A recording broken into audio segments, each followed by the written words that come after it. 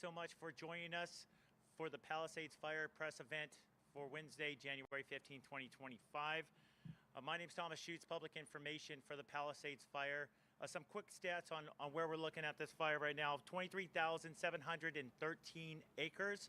Today we're at 19% containment. Total personnel out here, 5,104. Before we get started, I wanted to announce that we will have an in-person and virtual option community meeting tomorrow night at 6:30. The address is going to be 10400 Wilshire Boulevard in Los Angeles. This is at the Sinai Temple. Again, 10400 Wilshire Boulevard. This will be at 6:30 tomorrow evening. You can also join virtually the way that we've hosted the community meetings virtually, just like we will tonight. So tonight, virtual meeting, tomorrow, in-person and virtual option as well. I'm going to turn it over to our operations section chief for a fire operational briefing.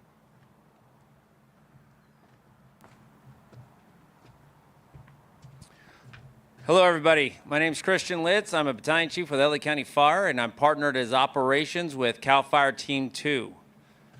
Starting up on the north side, we still have aircraft up in the air, and they're using infrared technology to pinpoint isolated heat sources out there so that we can take ground resources and go directly to that heat so that we can mitigate any issues. We're using that technology to go deeper and deeper inside from the fire perimeter so that we can make this area safe and make sure that we limit any probability of escape.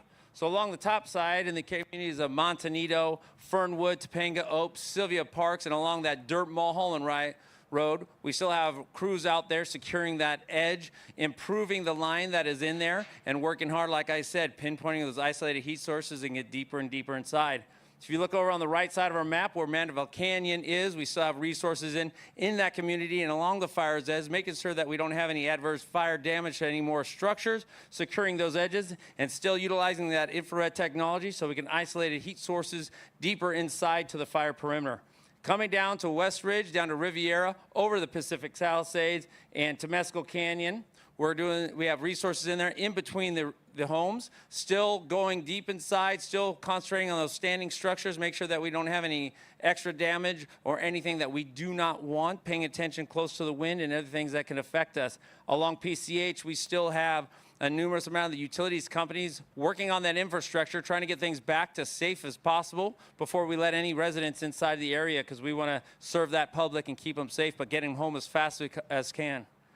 Lost floors in the Malibu Canyon area, still along that coast, we have those homes and those residences still doing the utility repair and having resources inside those homes and around those homes to make sure that they're safe and there's no effect to those resources. As we come up where the black line here, as you see on the map on the far left of the fire perimeter, it's butted up against the Franklin fire. We're still keeping an eye on that and tactical patrolling and take care of any isolated heat sources that we may find. On the outside of the fire, we still have a contingency group still planning for just in case anything does happen or if we have any new starts. They're going to help us out on another layer of preparedness that we do. We always plan to keep the fire small as possible, but we prepare for anything else. Structure groups are spaced out around this incident, so they're ready not only to help if anything happens here, but if we have any new starts, they can be a quick response resources that can go and make any new starts stay as small as possible. Thank you.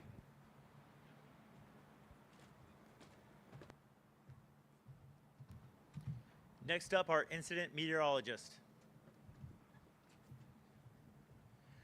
All right, good afternoon, everybody. Rich Thompson, incident meteorologist with the National Weather Service, assigned to the Palisades incident. When this fire first ignited last Tuesday and Wednesday, the area was experiencing what was one of the strongest Santa Ana wind events that we've had in recent memory.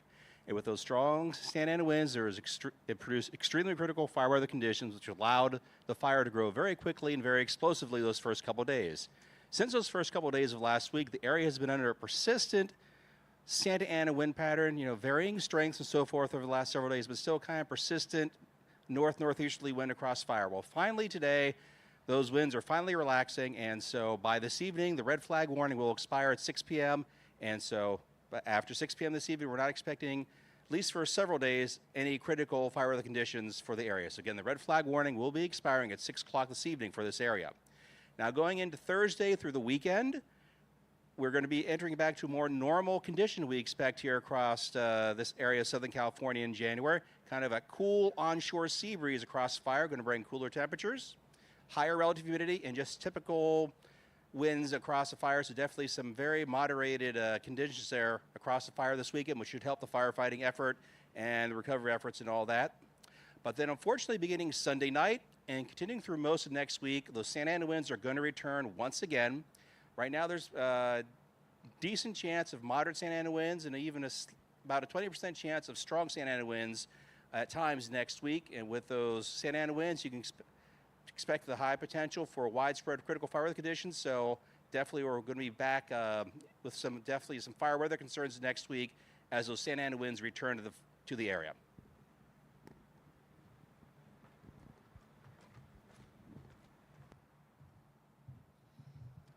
I'd like to invite all of our speakers up to the stage at this time.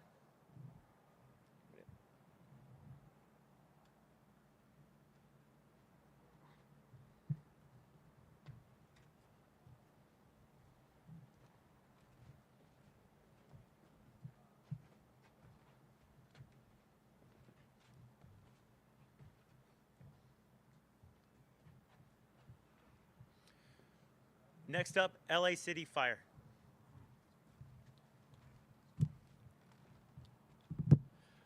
Good afternoon, everybody. I'm Joe Everett, Assistant Chief, part of the Unified Incident Commander, part of the Unified Incident Command team that we have here. As you heard from our Operations Chief, we've had tremendous success in extinguishing the overall fire. As you also heard from our weather expert, we're still in a weather pattern right now, so I ask you to stay vigilant. We're still working the area within the confines of the city of Los Angeles. In that area, primarily the Pacific Palisades, there are a lot of hot spots, a lot of dangers. Simultaneously, while we're up there looking for those hot spots, we're doing damage inspections. We also have our urban search and rescue companies up there, seeing what type of needs that we're going to need in terms of that infrastructure moving forward. Understand, in that area, there's currently a lot of toxins from the byproducts of fire. Some of those are solar, lithium-ion batteries, number of synthetics, and then your typical things when you have a large fire like this, like down power lines, gas, electricity, and other utilities. We're in day 8 of this event. I've had an opportunity to see some of these firefighters come back to base camp. They've been on this from day 1. These firefighters, nonetheless, have emerged bruised, battered, beaten. I really find that a true testament of the relentless battle that they've just endured. So keep them in your prayers, keep them in your hearts. They're working hard for you. Thank you. Los Angeles County Sheriff.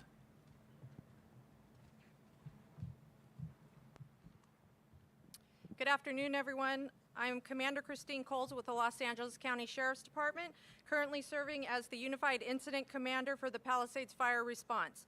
We currently have over 100 Sheriff's Department personnel, including search and rescue units and National Guard members, actively assisting with a range of critical operations.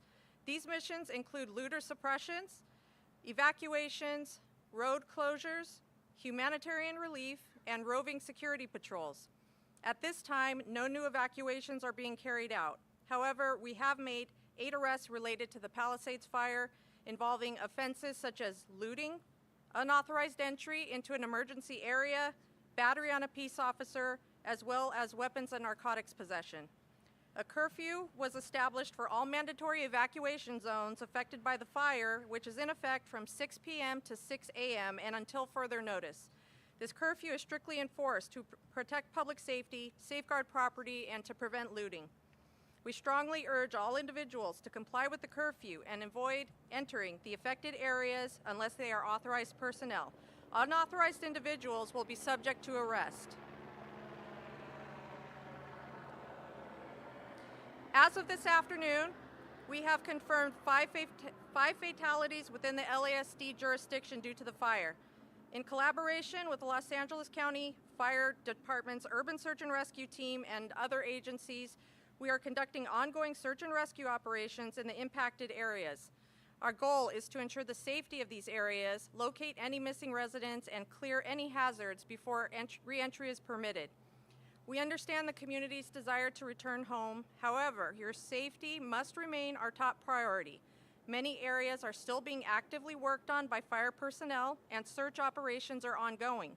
Additionally, significant road damage, debris, and hazardous conditions are present in some areas, further complicating safe re-entry. We are in constant communication with relevant agencies to assess when repopulation will be feasible, but at this time, we do not have any confirmed dates for the reopening of these areas. We sincerely appreciate your patience and cooperation during this difficult situation. Thank you. Los Angeles County Fire. Good afternoon. My name is Robert Harris, and I'm a Deputy Chief with the Los Angeles County Fire Department and one of the Unified Incident Commanders. Just want to give you an update on where we stand with our damage inspections. Today we are at 30% damage inspections for the Palisades incident. Impacted residents may visit recovery.lacounty.gov to view the maps that will demonstrate all of the inspections that have been completed at this date. If you do not see your address illuminated, that means that we have not gotten to that address as of yet, but we are updating that information on a daily basis. As what was mentioned, critical fire weather does persist in the area, and we're anticipating 75-mile-an-hour winds, but however, they have not materialized at this point. This may change, so that therefore we are still at heightened risk at this time. I'd like to take this opportunity also to remind all of our residents that public safety power shutoffs may still persist due to high wind. Therefore, we need everyone to understand that if your power is shut off, this is something that is a necessity. It is a necessity to ensure that we do not have to contend with live power lines, which may create a fire. Lastly, I'd like to remind our unhoused population that if you are unhoused, please do not start any warming fires in the cool evenings. Please seek shelter through Los Angeles County or Los Angeles City. I would like to encourage all of our residents to be prepared. Please visit fire.lacounty.gov/RSG to view our Ready, Set, Go protocols. This will guide you in the methods and everything that you can do to prepare for a wildland fire. We would like to just thank the community for your consideration and your patience with us as the fire department. We are currently doing everything possible to prepare your community for your return. Again, please be patient with us. We want to get you back home as soon as possible. Currently, we do not have a date in mind, but we are preparing the infrastructure to get you back home. Thank you. Los Angeles Police Department. Good afternoon. I'm Commander Steve Embrick. I'm the LAPD Incident Commander assigned to the Palisades incident.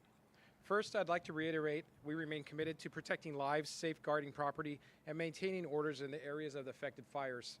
The LAPD remains on tactical alert and has officers actively patrolling the areas affected in the evacuation zones and neighborhoods where homes and businesses are vacant.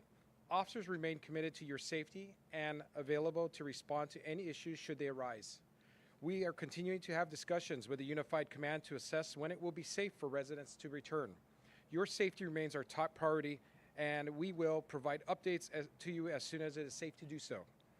For the upcoming 24-hour period, LAPD will continue to deploy approximately 550 officers to the impacted areas with the support of the Los Angeles Airport Police, Port Police, and National Guard, who have deployed over 650 officers in the Palisades area. This afternoon, I met with their brigade commander, Colonel Smith, and thanked him on behalf of the department and the city of Los Angeles for their outstanding support and deployment into the area. We also have volunteers from Team Rubicon currently deployed at various traffic control points if citizens should need information. They are wearing gray shirts and are available to provide and share information to community members and the public at large. Missing persons, we continue to dedicate resources to all the reports of missing persons. As of today, we have 38 reports of missing. 27 have been found safe. Of that 11 remaining, 11 have most likely been found deceased but have not yet been positively identified. In total, 3 fatalities fire-related. 1 of the fatalities died at the hospital but was not reported missing. We have 8 missing persons remaining. We remain at 14 arrests in the city of Los Angeles area. We want to provide an update on the public efforts on the city's efforts to reunite pet owners with their animals. Due to significant interest in pet reunifications, the Department of Animal Regulations has established a third line which concerned residents can call. If you need help retrieving your pet from the evacuation area, the third number is 213-270-8155. You'll be prompted to answer key questions about your pet, its possible location, and its needs. A care team made up of LA Animal Services staff and LAPD officers will receive your request and provide assistance. You'll be notified once the care team has visited the property. Additionally, if you're found pet or you lose a pet, lost a pet, if you found a pet or lost a pet, please enter the information and a photo into the Petco Love Lost system. In closing, the LAPD will continue to work alongside our partners to ensure that our community has the resources needed to recover and ultimately rebuild. Thank you for your patience and understanding. CAL FIRE. Well, good afternoon, Jim Hudson, Incident Commander, CAL FIRE Incident Management Team 2, and Unified Incident Commander for the Palisades incident. As you've heard from my partners here on the stage, I've been very productive. I'm happy to report in the last 24 hours, once again, no fire growth, and our containment continues to rise. However, I just want to make sure that everybody is clear on containment, and we've received a lot of questions on it. Containment, when we deem a piece of line contained, that what we are basing that off of is the ability for that fire to cross the line in future growth. So once we are 100% sure and confident in that line, we will call it contained. As you heard from our operations section chief, there are extreme hazards and extreme heat that still lie around the perimeter and the interior of this fire. So as we move forward, we will continue to increase our containment when we feel it's safe. And that safety comes down to not only life and property, but also fire growth as well. So we will update that as well, but I wanted to reiterate that today. We are making progress, but extreme hazards and the potential for fire growth still does exist. Also, too, with this red flag event, we continue to have a full breadth of resources here. You heard we still have 5,100 personnel assigned with no planned reduction in that until we are confirmed that this red flag event has moved through and that we are able to render the area safe around the perimeter, have solid confidence in our control line. So we'll update that as we get that information. We're also closely monitoring the Santa Ana event that you heard our weather talk about, or our meteorologist ahead of next week. CAL FIRE will continue to have resources pre-positioned in Southern California and Beaumont. We have all of the aircraft at our disposal available. They are continuing to fly this fire, and they're also available for any new and emerging fires that may occur in the area. We'll continue to provide updates via fire.ca.gov on our website. That's the most up-to-date information, as well as our incident updates throughout the day, and we will keep you updated on that. So if you have any questions, please refer to that as well. Also, too, in light of the recent Santa Ana, and always to prepare your house and your home and your community for wildfires, please go to readywildfire.org, and you can get that information there. Just want to reiterate, crews are working quickly and fastly as possible, so are our damage inspection teams, and we're going to continue to provide you real-time information, but we are fully committed to what the effort needs to be put in to contain this. So bear with us. A very challenging, dynamic incident. Crews will continue to work around the clock until we have the complete and upper hand on this incident. Thank you. California National Guard. Good afternoon. I'm Lieutenant Colonel Manuel Reno, Commander of Task Force 143 with the California National Guard. Let me start by letting you know that our hearts go out to the people affected by the devastating fire of the Palisades fire. Many of our soldiers have family and friends who have been impacted by the fire and who have experienced loss themselves. We are here to offer our humble assistance and to help wherever and however we can.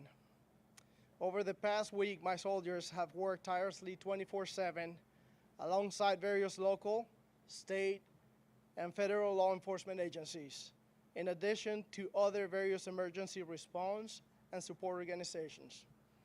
The task forces comprise primarily of military police officers.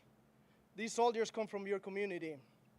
They are your teachers, your nurses, and doctors, your delivery drivers. They are your families, friends, and co-workers. Our presence in the area allows local police officers to perform their duties and focus on critical community needs. We are proud to serve alongside with our partners, LAPD, Santa Monica PD, LA County Sheriff Department, and the California Highway Patrol. Their expertise, guidance, and collaboration have been instrumental in allowing us to quickly mobilize and efficiently help wherever we can. I would like to express my appreciation to those agencies for ensuring a seamless transition as we integrate it into their operations. These partnerships not only strengthen our immediate mission, but also pave the way for future collaborations to better serve the people of LA and communities across California. Thank you for your time and trust. Bureau of Alcohol, Tobacco, Firearms, and Explosives. Good afternoon. My name is Jose Medina, and I'm the acting special agent in charge of the Los Angeles Field Division. I don't have a lot of new information for you, but again, we are committed to being transparent as possible throughout this investigation. ATF's National Response Team and our investigative partners continue to tackle this investigation from all angles. As you know, the fire started at about 10:30 a.m. on January 7th. Creating the timeline for fire is critical for this investigation. We don't start at the time of the fire. We look at hours and sometimes day before the start of the fire. So if there were any individuals hiking on any of the trails that morning near or around Skull Rock, we ask that you contact us by texting ATFLA 63975 and then follow the link to create a report. Go to LA Crime Stoppers. Tips can remain anonymous. We are talking to individuals about not just what they saw, but what they smelled and they heard. Even if you were in the area and saw or smelled nothing, that too could be valuable information. So far, ATF and our partners at LAPD, the LA Fire Department, CAL FIRE, and U.S. Forest Service have generated more than 150 leads. Some of these leads have come from homeowners, witnesses, and videos submitted.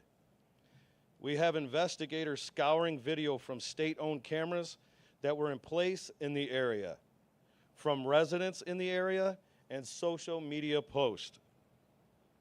As a result, we have conducted interviews with individuals that initiated the 911 calls and the first responders to this January 7th fire, as well as the fire that was started and put out on January 1st.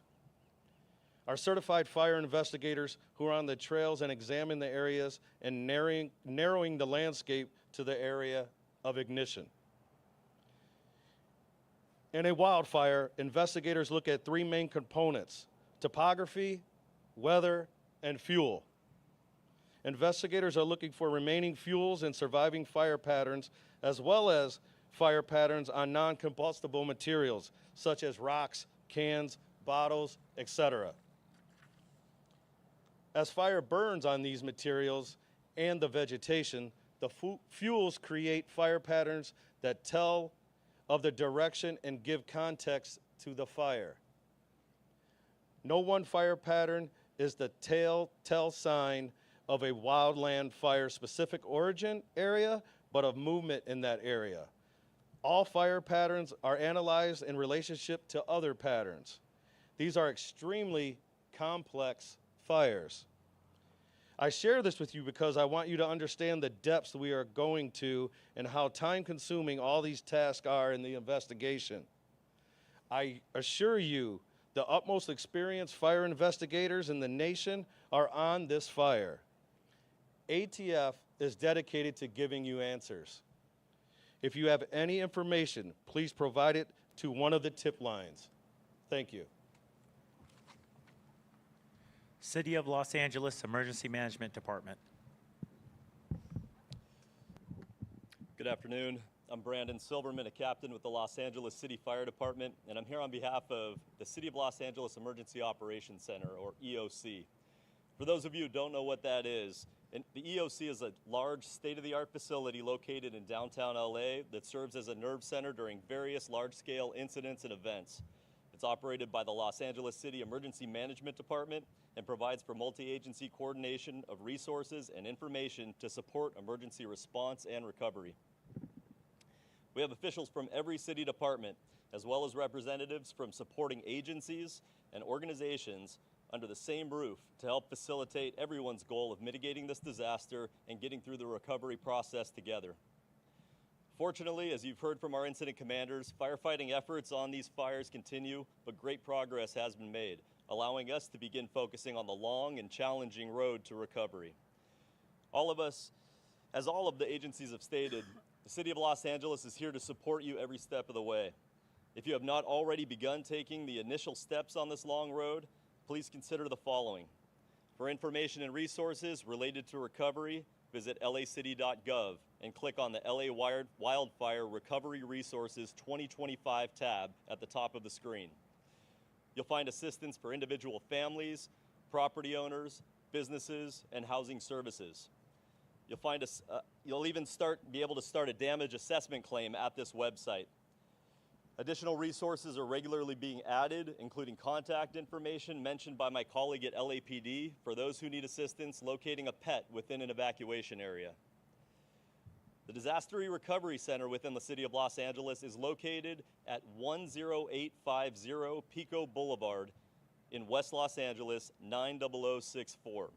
This is a one-stop information and resource center designed to assist residents and business owners for such things as replacing lost vital records, which include birth certificates, death certificates, driver's licenses, and social security documentation. To help those who have experienced loss or damage to their homes or businesses with such tasks as applying for disaster relief loans. And also to provide referrals to mental health counseling and other services for those who need them. As of this afternoon, since opening at 1 p.m. yesterday, 199 households have visited this Disaster Recovery Center.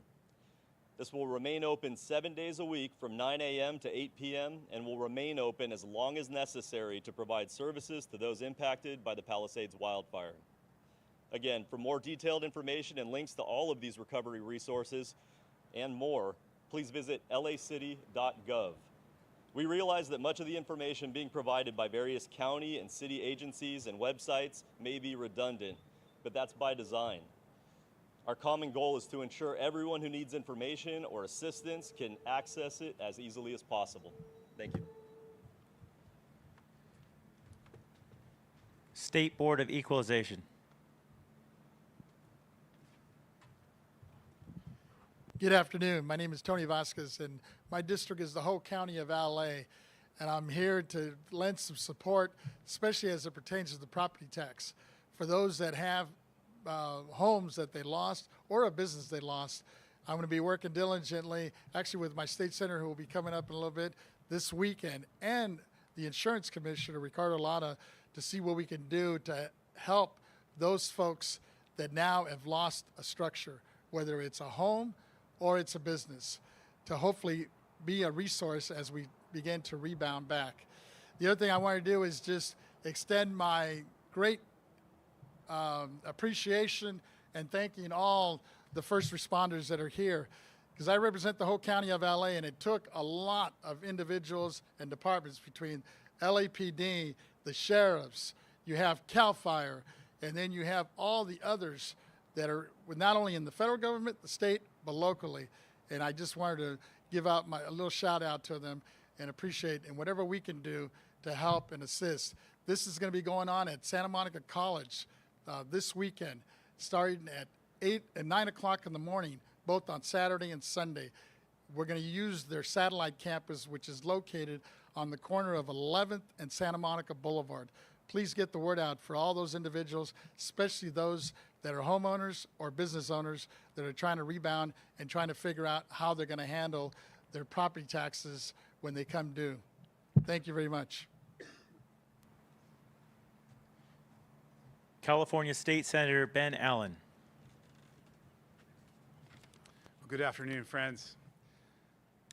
This tragedy has brought out the worst of some of us and the best of so many of us.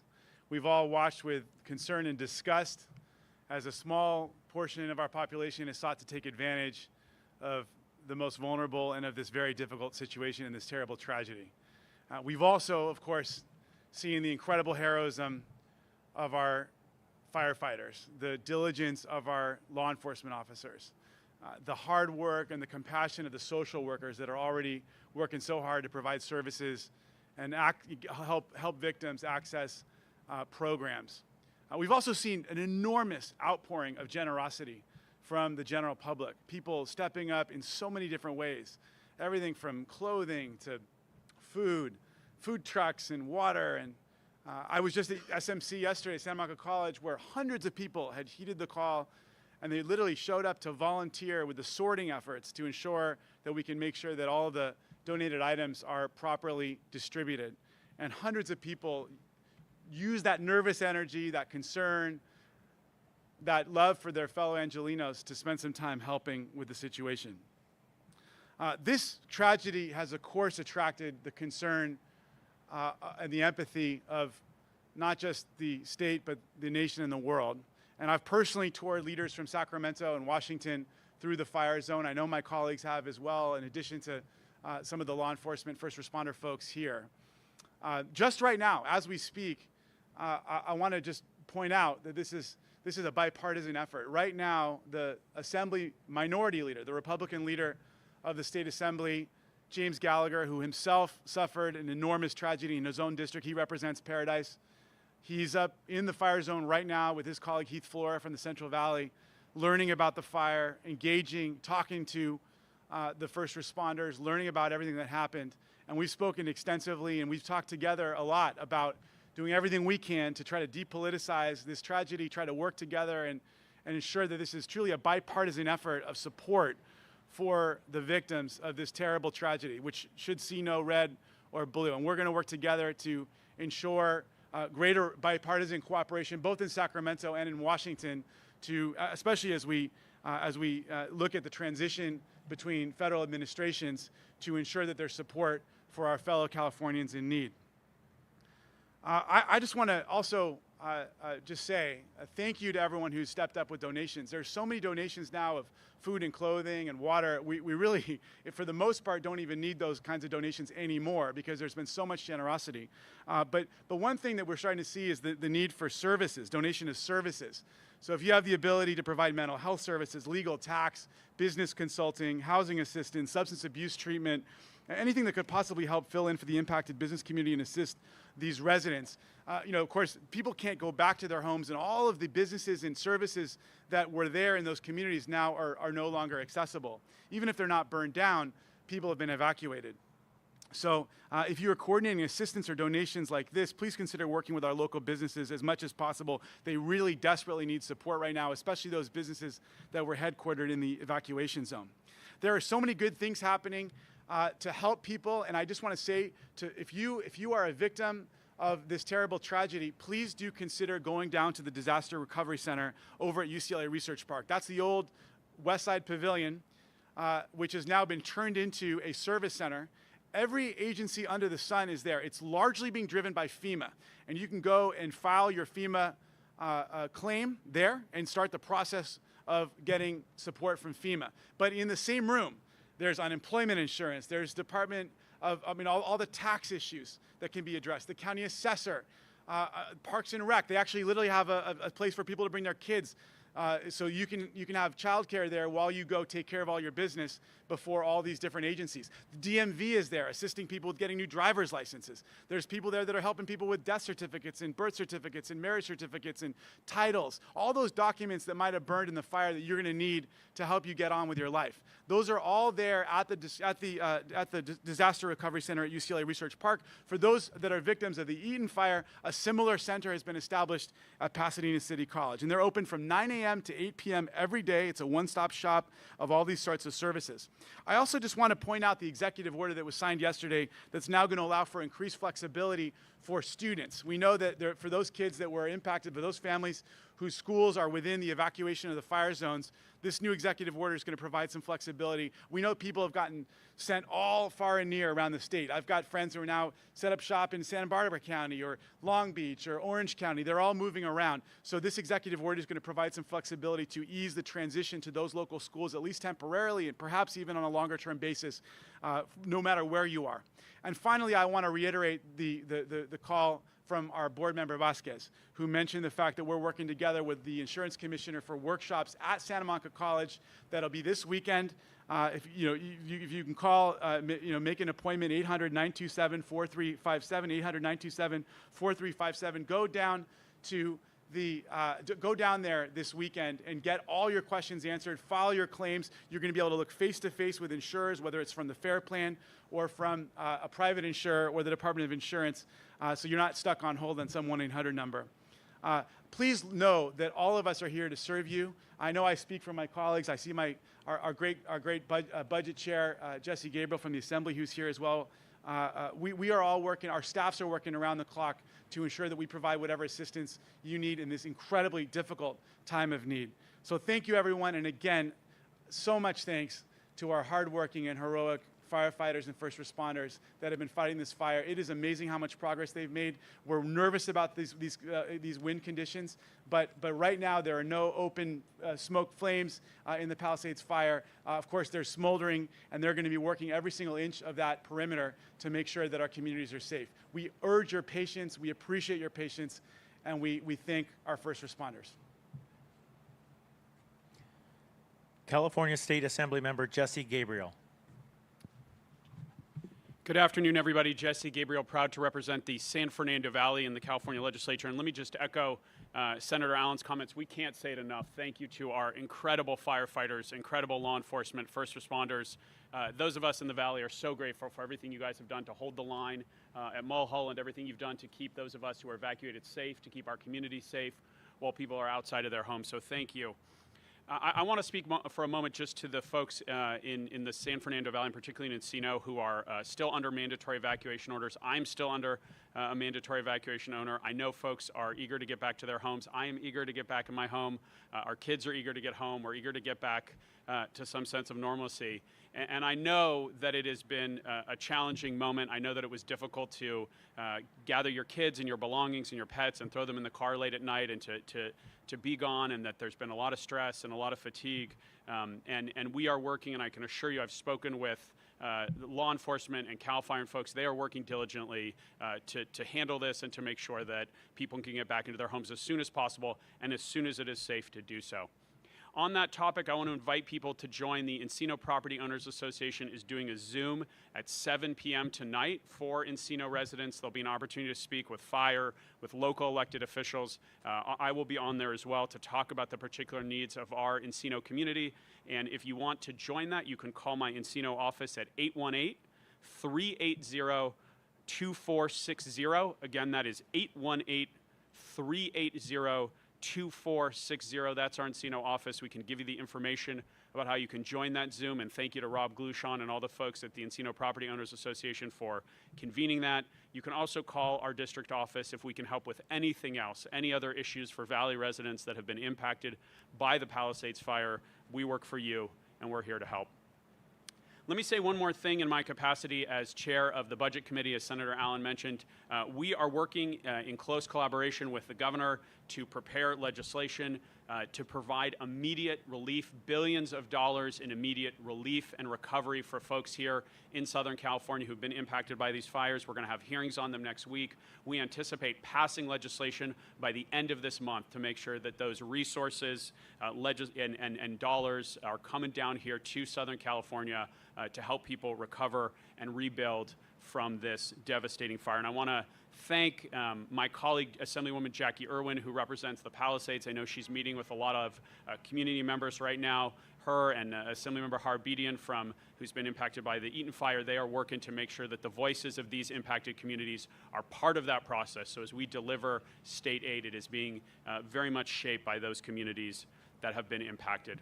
Let me also thank those from other parts of the state who have come down. I want to echo what Senator Allen said about this being a bipartisan response. I have gotten so much support from colleagues, Democrats, Republicans across the state who have come together. Natural disasters, wildfires, these are not partisan issues. We are all Californians. We are in this together as Angelinos, and that's how we're going to rebuild. And so I want to thank both my Republican and Democratic colleagues who've come down.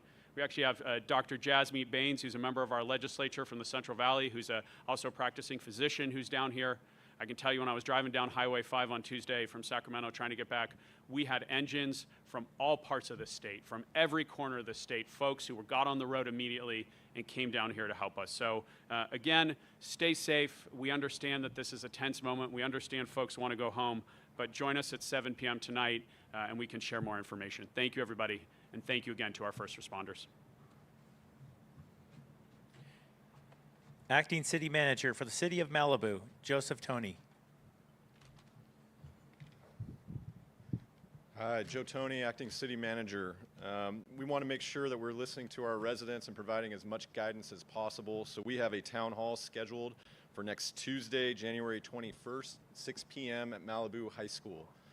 And as my colleagues have mentioned and was so eloquently stated by Senator Allen, there's a disaster resource center located at UCLA Research Park at 10850 West Pico Boulevard. Please do not hesitate to go there to get immediate assistance. Also, as a reminder, there is still a temporary flight restriction over the fire area. There are no drones allowed, including flights for damage assessments. This actually impedes the work that our public safety partners are doing to try to secure the area and make it as safe as possible for residents to return. So please do not have any drones flying over the area. Our partners at SoCal Gas are trying to restore the gas as quickly as possible to homes not impacted by the fire. That's their first tranche of homes. So far, they've gotten to just about 1,300 customers, but they do have more than 13,000 within the fire-affected area, so they have a long ways to go. So please show some patience with our SoCal Gas partners. To try to provide some semblance of normalcy to our families, the Malibu schools are hoping to reopen on Tuesday, January 21st. Also, as a reminder, police escorts are still suspended in the evacuation areas. Survey and recovery operations are currently occurring, and as a reminder, they are securing that area to try to make it safe to return as soon as possible. If you are still without power, there are community charging stations available at Malibu Bluffs Park, the pavilions on Point Doom, and the Ralphs in central Malibu. Also, I'd like to thank our partner cities, Calabasas, Westlake, Camarillo, and now Pepperdine University, who have allowed us to continue our Emergency Operations Center to support our community in this time of need as we quickly try to respond to the disaster and now are quickly transitioning to recovery. We hope to return to City Hall tomorrow and then hopefully reopening City Hall to programming in the coming weeks. Also, we are creating a central hub of information on our website. So if you need any access to immediate information or recovery resources, please go to malibucity.org/Palisades Fire. Thank you.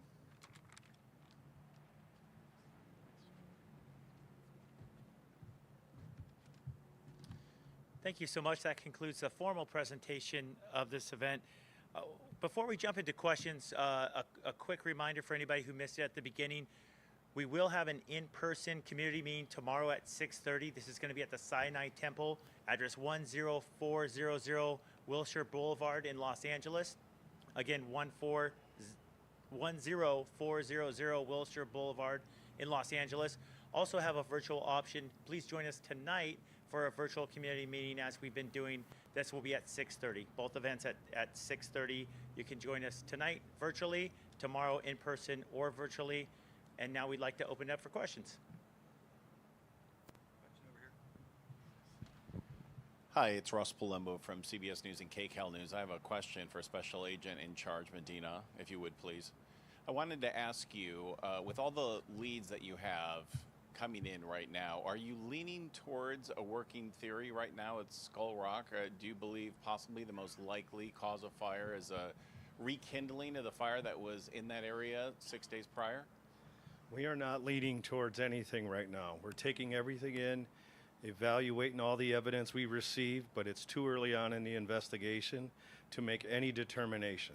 Do you think some of the video clips that you mentioned that have been sent into you, do you foresee making some of those public to spark more input from public? Maybe they'll recognize hikers in the area or other people? Not at this time. This is an active and ongoing investigation. All right, thanks. And I just have one more question for Chief Everett from LA Fire Department. Chief, we're more than a week now into this firefight, and with 5,000 firefighters on the front lines, how are they holding up physically so far? Well, that's I appreciate that question, actually, and I alluded to some of the people coming back to base camp clearly, bruised and battered, and we have a system here that we look out for them emotionally. We have peer support set up. We also have first aid, and in my morning briefing to the troops out there, what I told them is to take some time, make some friends that are here, and call their families, call their loved ones, tell them they love them. So, in a nutshell, firefighters are resilient, and they're doing a good job. But a lot of them are hurting inside. They're going to continue the battle. I appreciate that question. Chief, to add to that, there is some controversy coming from retired command staff members from LAFD, some published reports, some comments that we've heard. And the controversy we've seen with the mayor being out of the country and returning, the controversy between the mayor and the fire chief. How is that affecting the men and women on the front lines when it comes to morale? I can only speak for myself because I have my head down working all day, so I haven't had the opportunity necessarily. I don't even get to see myself on the news at night, so I haven't had the opportunity to really keep up on local, national, international politics, unfortunately. But I will tell you, if I could speak for most firefighters, they're busy doing the job at hand, and they're determined to do that. Thank you, Chief. Any additional questions?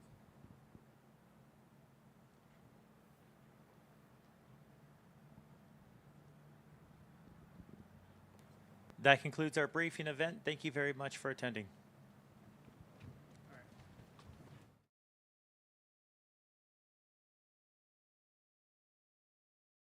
This is Captain Sheila Kelleher-Burko with the Los Angeles County Fire Department. You're probably thinking, what does it take to fight a fire of this magnitude? This footprint is bigger than the city of Paris. When you put that in perspective, how much has burned? It takes about over 5,000 personnel. We've got 515 engines. We've got 66 dozers. We've got 115 camp crews, 44 helicopters, 60 water tenders. It's a massive operation and a massive amount of people here to do this. And if you look around base camp, you're going to just see virtually a city. All of Zuma Beach parking lot, for those that are familiar with Zuma Beach, is full of trailers, buildings, or temporary facilities in order to facilitate this fire. After the initial stages of the fire kicking off, it takes a minute to get this mobile city out here, but once it's here, it's up and running, and we've got a ton of support to really put towards this fire to help bring it to a conclusion, especially after the wind events that are coming. It is a virtual city out here. We've got bunks, we've got tents, we've got places to go to fix your equipment if it's lost or broken or if you run out of something. Again, tons of food, people are making sure we're very well fed. Now, firefighters can't fight this alone. We have a ton of support from other county agencies. We've got our ocean lifeguards, they're incredible with this. We have our Office of Emergency Management. We have all of our admin staff. We have just a huge outpouring of help and support from all the county agencies.